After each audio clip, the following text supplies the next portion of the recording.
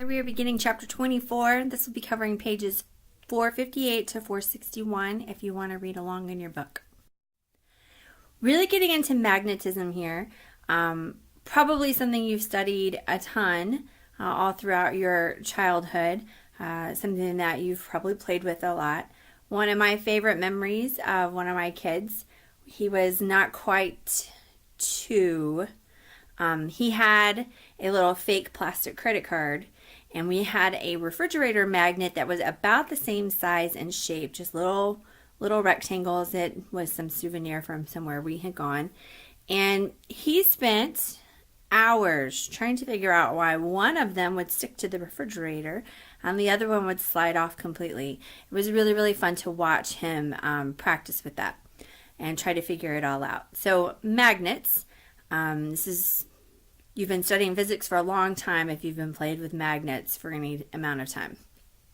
So the idea of magnetism, or the word at least, comes from the Greek coastal district. They found these rocks that could attract pieces of iron, and so they named them magnets after the area, and magnetism as the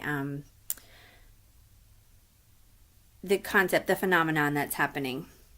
So a lot of magnetism properties were studied, and for quite a long time, all they really could figure out is that if you used a magnet and it was free floating, that it would be a compass, and that compass would point north and south because the earth itself is a magnet, which we'll get into that in a little bit, in a couple of days. But if we were to take a bar magnet and we were to hang it, and it was able to turn whichever way it wanted, it would turn so that the north end of the magnet was seeking the north end of the earth and the south. So it would turn itself in order to point which way is north and which way is south. Now, just like light and gravity and electrical charges, magnetism, the magnetic poles are going to obey the inverse square law.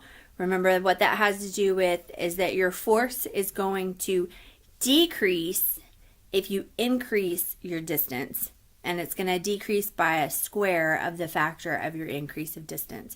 So if you took two magnets and you moved them twice as far apart, you increase the distance by 2, then you're going to decrease the force by 4.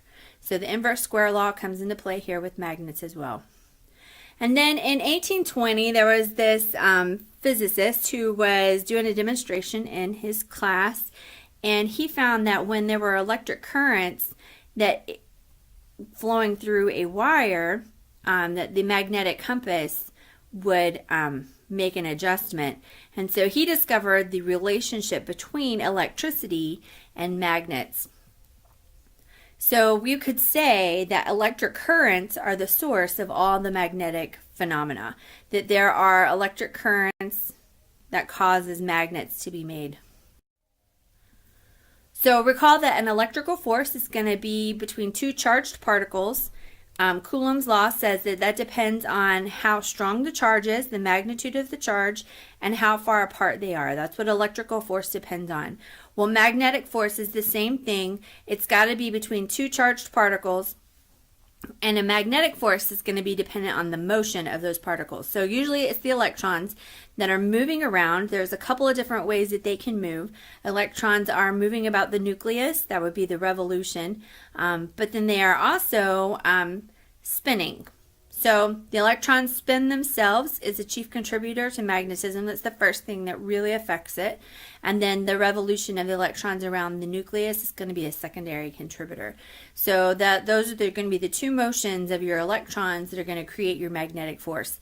Because as you know, not everything is a magnet. So just because there are electrons and there are charged particles, if they're not lined up, if they're not spinning together, then the object is not going to be a magnet at all.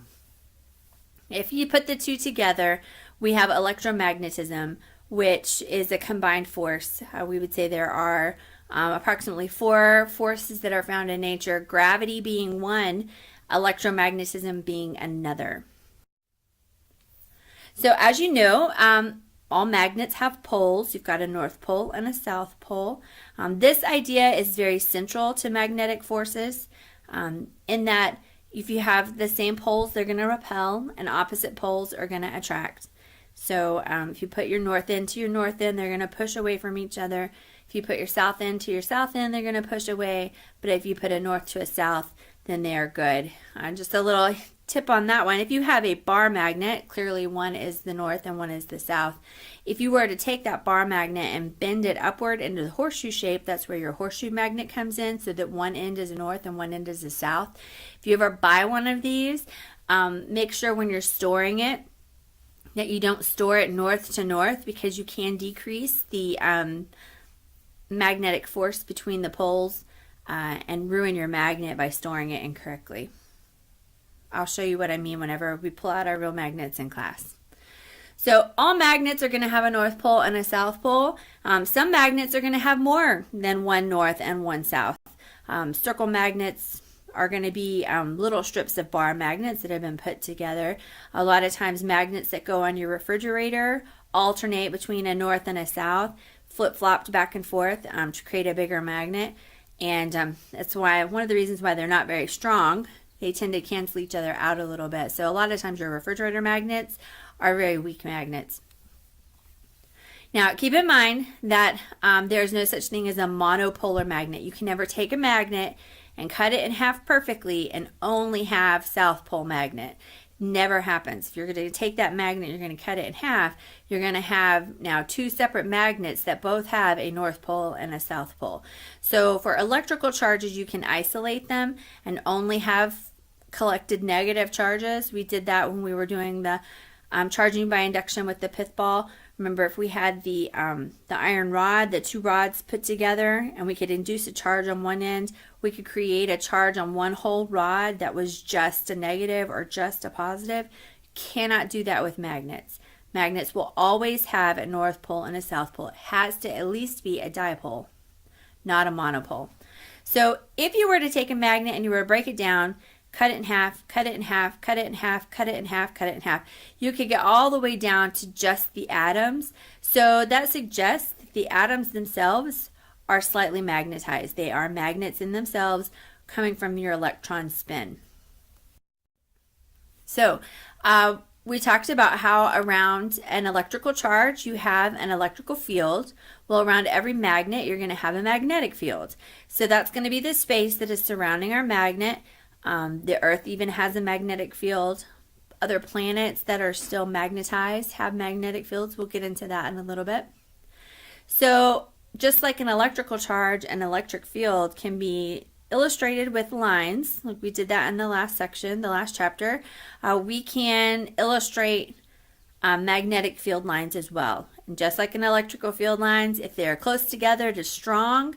And if the lines are far apart, then they are going to be weaker. Now what generally happens with your magnet is at the end on the pole, your field is stronger and it gets weaker as you move away from the pole of the magnet.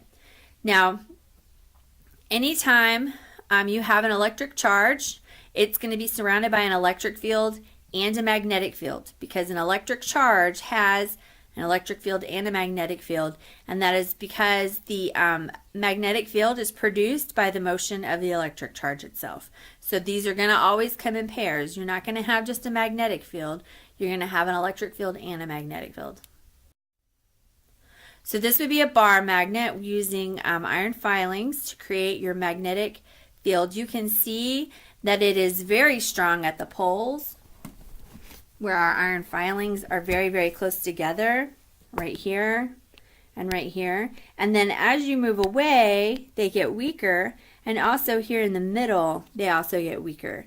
So if we were to draw this with lines, you would draw the lines here. So our arrows are always going to be going toward the South Pole and away from the North Pole.